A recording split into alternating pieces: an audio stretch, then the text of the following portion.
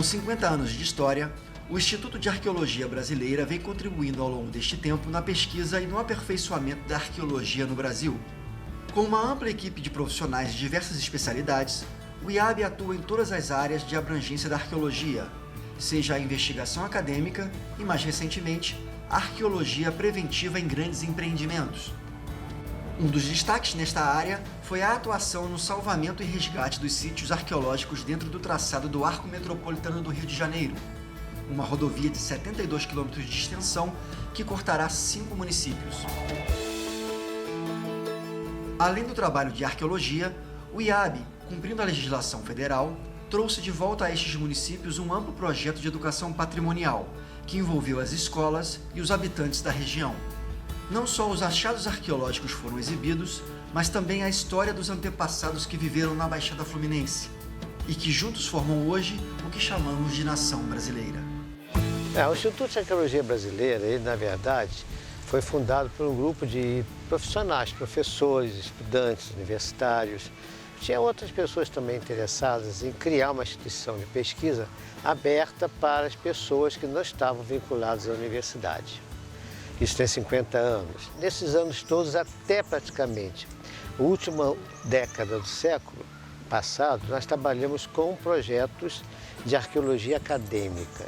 A partir do século XXI, nós começamos a fazer trabalho de arqueologia contratual, isto é, sem abandonar a pesquisa acadêmica, científica, nós vamos fazer trabalhos que objetivam levantar potencialidade, resgatar sítios que correm risco de se destruir.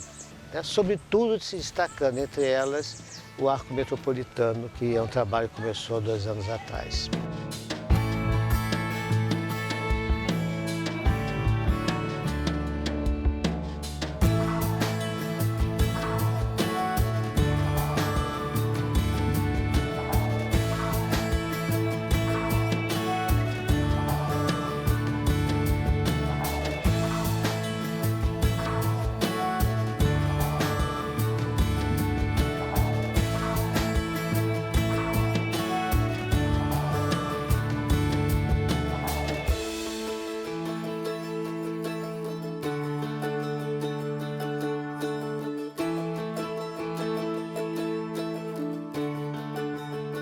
O Arco Metropolitano foi uma grande oportunidade que o Instituto de Arqueologia Brasileira teve de desenvolver uma grande pesquisa de arqueologia na Baixada Fluminense. O Arco Metropolitano do Rio de Janeiro ele tem sítios da pré-história, ou seja, nós temos desde o Sambaqui, de entre 6.000 e 4.000 anos atrás, até os sítios do século XX, praticamente do início do século XX. A região da Baixada Fluminense, ao contrário do que muitos pensam, é historicamente rica.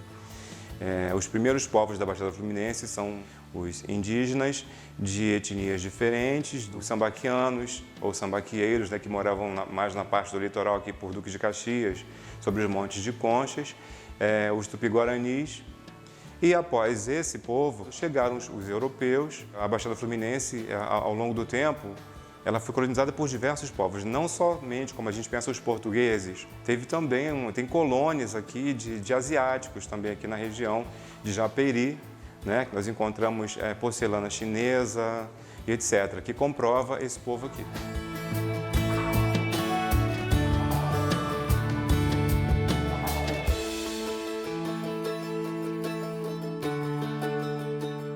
Então, desde o momento em que começa a obra até o momento em que a obra é entregue, é necessário que se faça um trabalho de devolução sociocultural para as comunidades, para as pessoas envolvidas com o trabalho da arqueologia.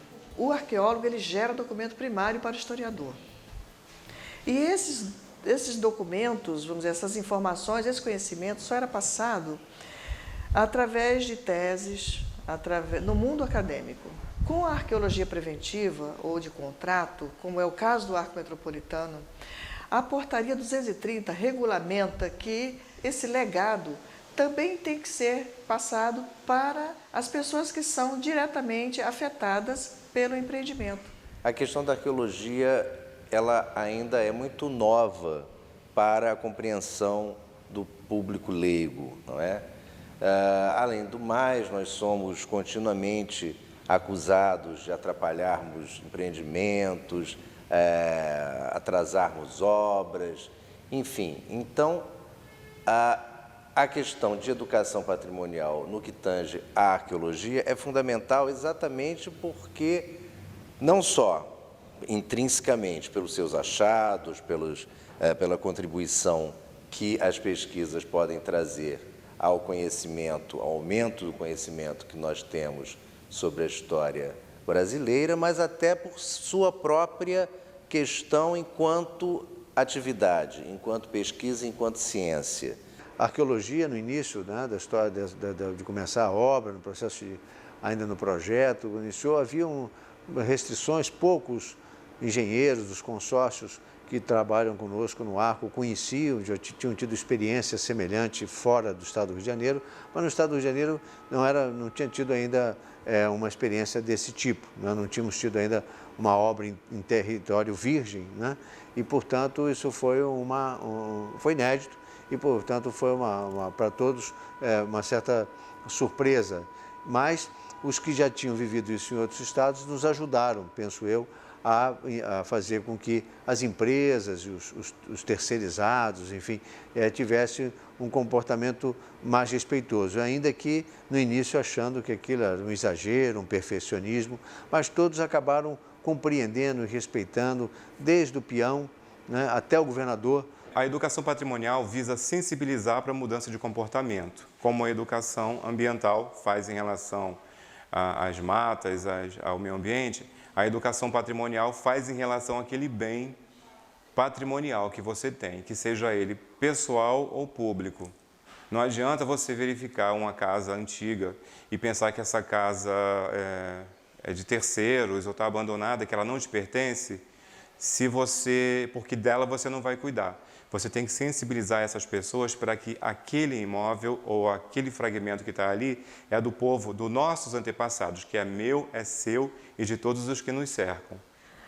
A educação patrimonial tem que perpassar por vários públicos necessariamente, por vários veículos de divulgação. Depende do tamanho do projeto, da abrangência do projeto, da dimensão do projeto. Então, em grandes projetos que pegam vários municípios, é sempre recomendado, mas não necessariamente, não existe uma receita de bolo, como a gente fala.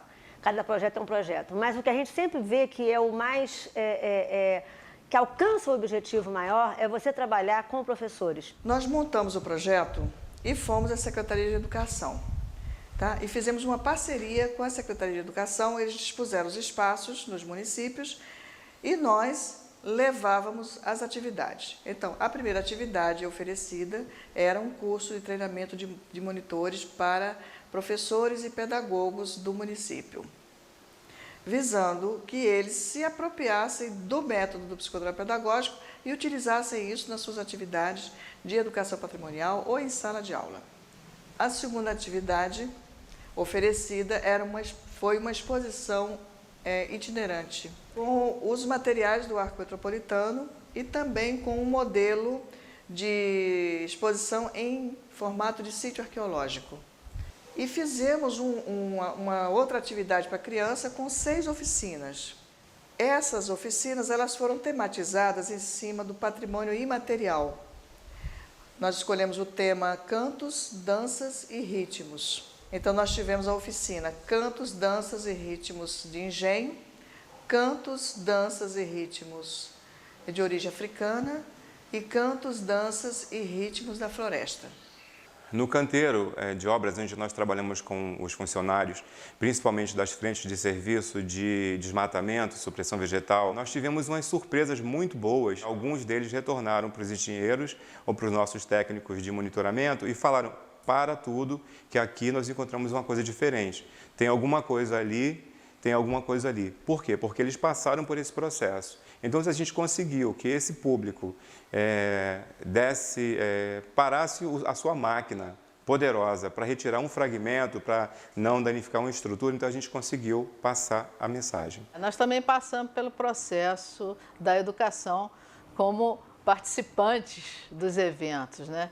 E era muito interessante, muito agradável. Enfim, era uma vivência, uma experiência que a gente nunca teve, né? Ou que há muito tempo a gente não tem, com as cirandas, né? com as danças, enfim, com a própria exposição, né? E a gente pode vivenciar também, ver as crianças, né? Porque uma coisa é o adulto passar por uma experiência dessa. E a criança, então, é maravilhoso você ver uma criança passar, ver os índios dançarem, aprender a dançar com eles, ou dançar as cirandas que eles nem conheceram, né?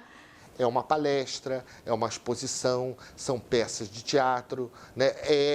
São atividades educativas, de forma mais geral, extremamente lúdicas, que fazem com que as crianças, os adolescentes, etc., participem ativamente e que as pessoas possam entender aquele patrimônio, que é ao mesmo tempo um patrimônio material, que está nos vasos que são descobertos, que está nos artefatos descobertos, etc. Mas é também um patrimônio imaterial, está nas cantigas, né?